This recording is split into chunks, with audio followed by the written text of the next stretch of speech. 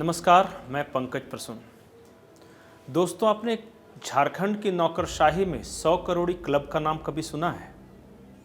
सबसे पहले ये शब्द झारखंड हाईकोर्ट के जो अधिवक्ता राजीव कुमार थे, जो कि फिलहाल ईडी की जांच के दायरे में हैं, उन्होंने इस शब्द का इस्तेमाल किया था और उन्होंने आरोप लगाते हुए कहा था कि झारखंड की नौकरशाही में कुछ नौकरशाह ऐसे हैं जिनकी अवैध कमाई 100 करोड़ से ज़्यादा है।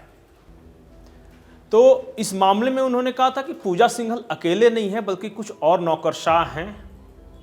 तो अब जो ताज़ा खबर ये है कि ये जो 100 करोड़ी क्लब के जो लोग हैं, इनकी फाइल केंद्रीय गृह मंत्रालय में भेज दी गई है और ज़्यादा उम्मीद इस बात की है कि अब ईडी को जांच दी जा सकती है कि जरा इनके खातों को खंगालिए कि ये 100 करोड़ी क्लब में कौन कौन हैं और इन्होंने क्या क्या गुल खिलाए हैं झारखंड में, कहाँ संपत्तियां खरीदी हैं, कहाँ इन्वेस्टमेंट किया है।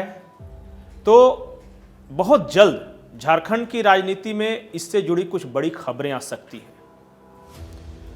दूसरी बड़ी खबर यह है कि मैं पिछले 2-3 दिन की खबरों को खंगाल रहा था। झारखंड से रांची के हनुमान मंदिर के बाद धनबाद में एक मंदिर में हनुमान जी की प्रतिमा का क्षतिग्रस्त हो जाना, उसके बाद आज खबर है कि गोड्डा जिले के पोड़ैयाहाट में सिद्धू कान्हू की जो प्रतिमा है उसे असामाजिक तत्वों ने तोड़ डाला।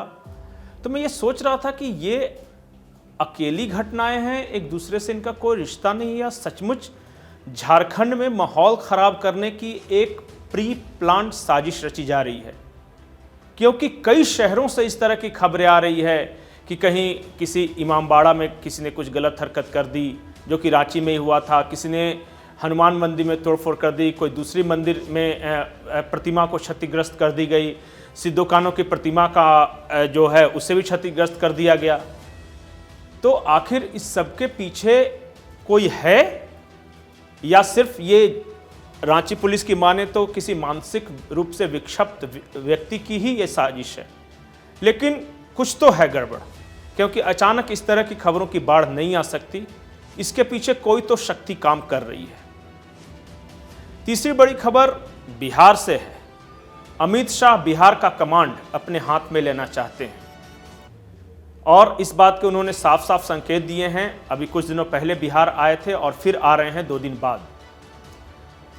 तो जिस प्रकार 2014 में यूपी की कमान अमित शाह ने संभाली थी, उस वक्त वो आधिकारिक रूप से प्रभारी थे, लेकिन बिहार में भी फोकस वही रहेगा, काम वही करेंगे। हो सकता है कि प्रभारी के नाम की जगह किसी दूसरे व्यक्ति का नाम दे दिया जाए, लेकिन बिहार को अमित शाह ने एक चैलेंज के रूप में लिया है, खास करके उस परिस्थिति में जब आरजेडी के अध्यक्ष जगदानंद सिंह कहते हैं कि 2023 में तेजस्वी मुख्यमंत्री बनेंगे और जेडीयू का कोई भी नेता जगदानंद सिंह के बयान को काटता नहीं है, कोई प्रतिक्रिया नहीं आती। आरजेडी के नेताओं की ओर से लगातार इस तरह के बयान आ रहे हैं। भाई वीरेंद्र ने आज कहा कि जगदानंद बाबू ने बिल्कुल सही कहा है, बात तो यही है कि 2023 में तेजस्वी बिहार के मुख्यमंत्री बनेंगे, यानी अगले साल 2022 का आखिरी पड़ाव चल रहा है। तीसरी बड़ी खबर राष्ट्रीय स्तर पर है। दिग्विजय सिंह का सिंधिया हो गया। अब ये मैं क्यों कह रहा हूं कि 2019 में मध्य प्रदेश का चुनाव ज्योतिरादित्य सिंधिया के चेहरे पर लड़ा गया था, लेकिन दिग्विजय सिंह ने कुछ वहां ऐसा गुल खिलाया कि मुख्यमंत्री बन गए कमलनाथ और ज्योतिरादित्य सिंधिया नाराज होकर चले गए बीजेपी में। अब ठीक वही खेल दिग्विजय सिंह के साथ हुआ राष्ट्रीय स्तर पर। दिग्विजय सिंह ने कांग्रेस अध्यक्ष पद के नॉमिनेशन का फॉर्म खरीदा। शाम को वो मल्लिकार्जुन खड़गे के घर गए, उन्होंने सारी बात बताई, कहा कि हम नॉमिनेशन करने जा रहे हैं, आप प्रस्तावक बनिए। मल्लिकार्जुन खड़गे जी ने उन्हें कुछ नहीं कहा। उस वक्त सुबह सुबह पता चलता है कि मल्लिकार्जुन खड़गे खुद नॉमिनेशन करने जा रहे हैं। दिग्विजय सिंह मन महसूस कर रह गए।